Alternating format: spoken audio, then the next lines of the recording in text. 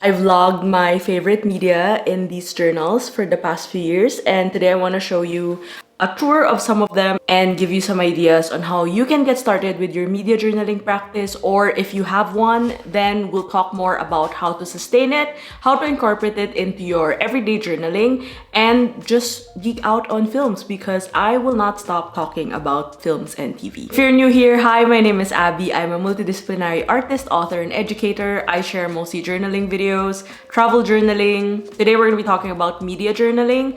A little bit niche, but I am happy to talk about this because I've been media journaling for the past couple of years, on and off. As you can see, different types of notebooks. And also I have a Skillshare class on the topic, which I'll talk more about later. But before all of that, let's head to my desk and I am gonna show you my journals. Okay, since we have a bounty of notebooks right here, we will start with my first attempt at starting a media journal, which is this one.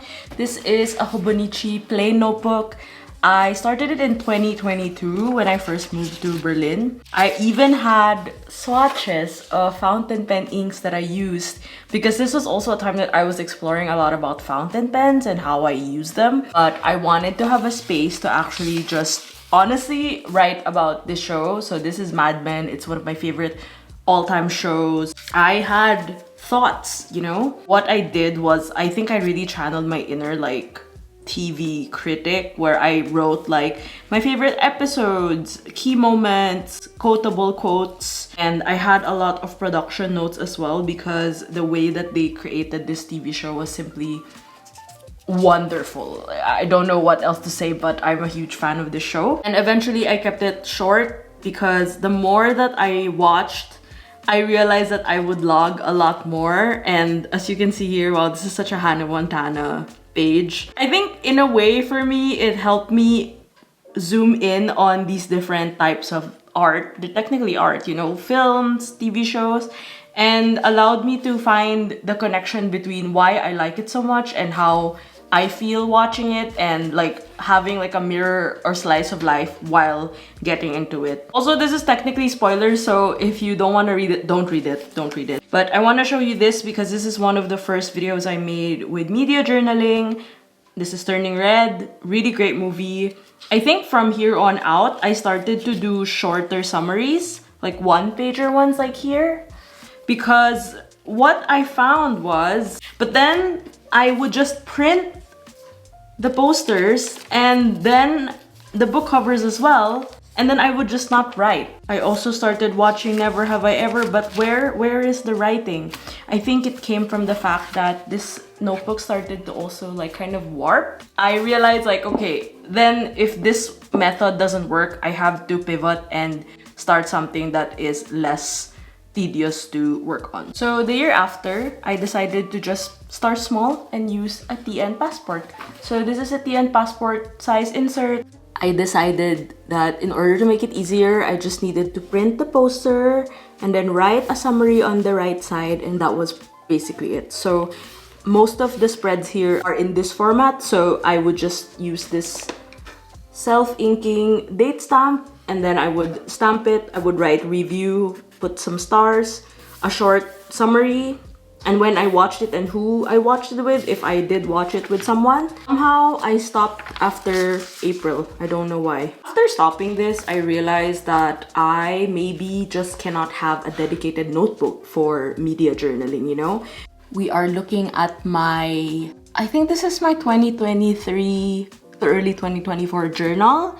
This specific notebook is from Everyday Explorers Co. It's from their format series. This is the quarter journal. I believe they have restocked. So it's segmented into quarters like this, which I thought was perfect for media journaling. So this became my experimental phase when it came to daily journaling, media journaling. As you can see here, I used the quarters as a way to divide some days that I wanted to write and update, but I also started to keep media log, Ballad of Songbirds and Snakes, and then I would write a review here, and then this was a show that I was watching. I really recommend this show. It was also based on a book. I was also in the midst of trying out how it would be like to journal daily, consecutive, like November 7, 8, 9, 2023. I love lettering quotes, so that was something that I still kept with me. This one was a quieter approach in a way that I just would write something like this. So good. This is the first time I watched The Bear. Who knew I would be so obsessed with it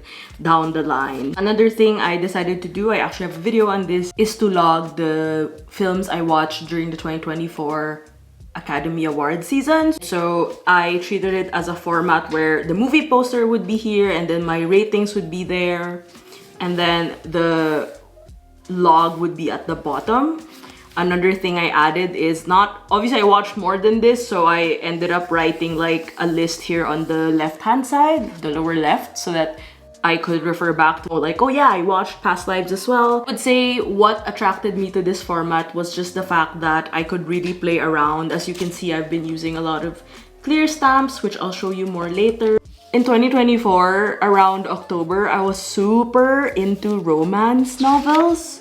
So I also logged it here in the same format because I found it really easy to make sense of, like, I read the book, then this is what I thought. I read the book and this is what I thought. My habit of pasting things doesn't really follow through. I'll paste them, I'm not gonna update it, so I need to figure that out. And I think this deemed like another journal change, I would say. Last but not least, one thing I had thought of is starting this hyperfixation log, which I'll show you more later.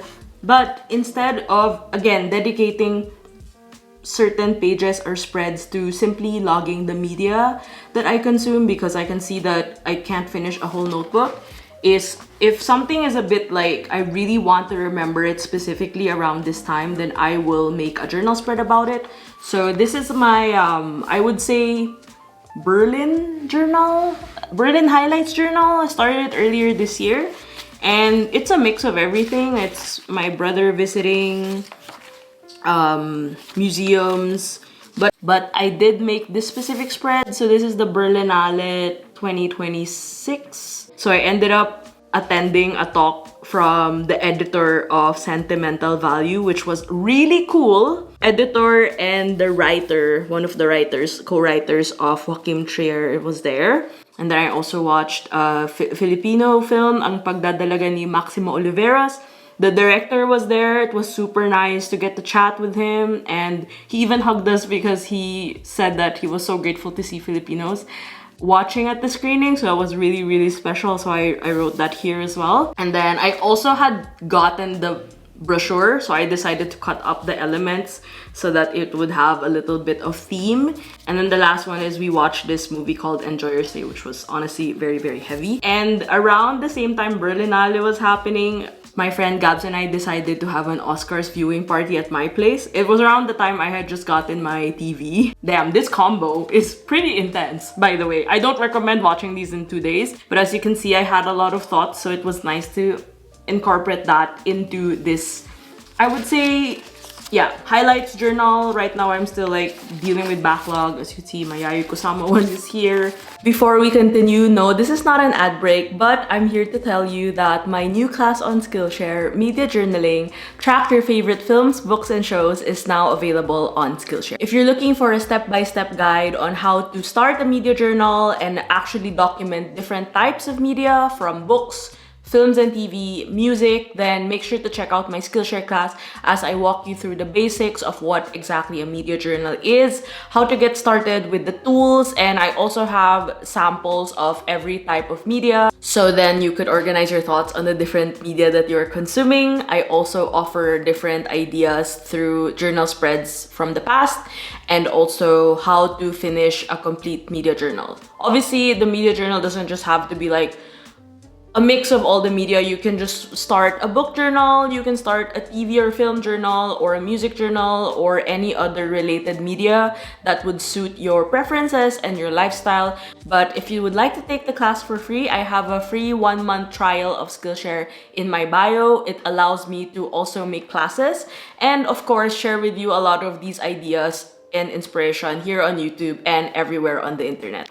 So this notebook was not initially an idea for me to start a media journal, or as I call it now, a hyperfixation log, but I had bought this size in Japan last November and I didn't know what to do with it, and I figured like I don't want it to be another work notebook. And then as I reviewed a lot of the notebooks that I've used before for media journaling, I of course have thought of wanting to keep another log, but instead of it being like super comprehensive, so much words and stuff, I decided to make this a catch-all because I am, after all, an adult who not only watches films and TV and music, listens to music, reads books. I love to cook. I love to do things that, I don't know, entertain me, I guess. And I figured this would be the log for that, which included a lot of things that are not just media.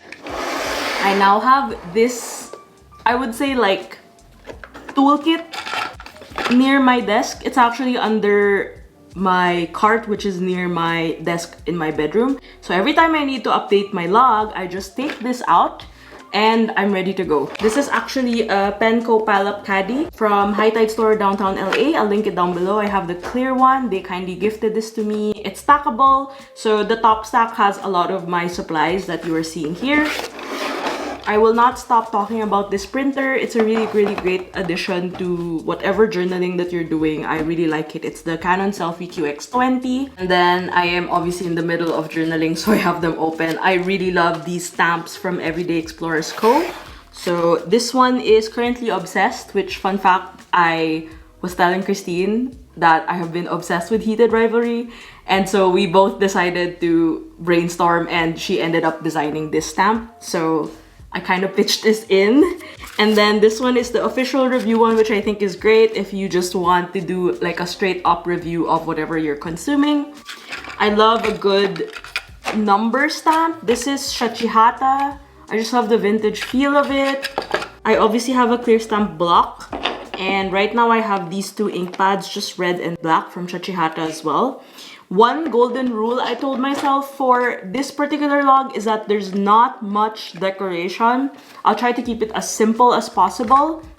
Still using this self-inking dated stamp. Speaking of simplicity, I am using this platinum fountain pen. It's actually for sketching, but I have it in, I think this is extra fine.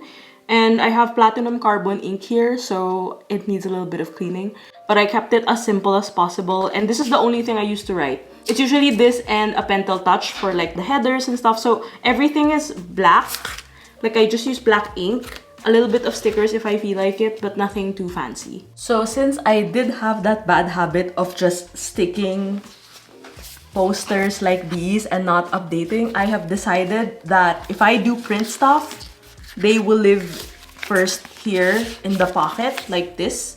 And then from there, that's when I'll update and start to write on my media journal. There are a couple of pages from the media journal. So apart from TV shows and films, I also write coffee shops that I newly discovered. I also had a really long write-up for Stranger Things. So I wrote like a summary of every season, whether I liked it or not, and then like favorite songs. This is really as casual as it gets. So as you can see, the bear is very much recurring in my media rotation. These are a bit more recent. So I recently rewatched the latest season of Shrinking. So it's obviously there. Really, really great show. So I also got this idea from Spotify Wrap because I like Spotify Wrap for music, but I wanted to make my own wrap, like all of the things I do. And while a daily journal has that, this one has more of the tactile stuff, like it's more detailed in that part. I started to do the book reviews as well. I really love this size. I think it is half of this. So this is the regular size that the Canon printer can do. They also have the square ones, but this card one, sometimes I do half like this, or I do like a split, so it's 4. Look how much space an Instax photo takes up. It's literally 1 page. Right now I'm here, I'm watching Girls. I'm gonna finish up watching Hacks, and the last episode's coming out soon. And then Margot's Got Money Troubles also just finished. Maybe I'll add something here. I decided to watch on a whim, but then somehow when I'm doing my chores, I just ended up watching the show. So it's been like my my comfort. I wouldn't say it's comfortable, but it's just something I put in the background when I'm cleaning the kitchen or doing chores, and then once in a while I would pay attention and be like, wait, did that just happen? I tend to write maybe like a sentence or two, less thinking and more like, okay, what are the things I want to remember, and that's basically it. Like, I don't have to expound further. Also wanted to write about the secondary characters because a lot of them are like, oh my god, Greta Lee was there, Ebon, Moss Backrack from The Bear. I also like how it deals with certain topics. Like, there was one episode I recently watched about grief and like reconnecting with family, and also like, you know, challenging things in your career and navigating life, figuring things out.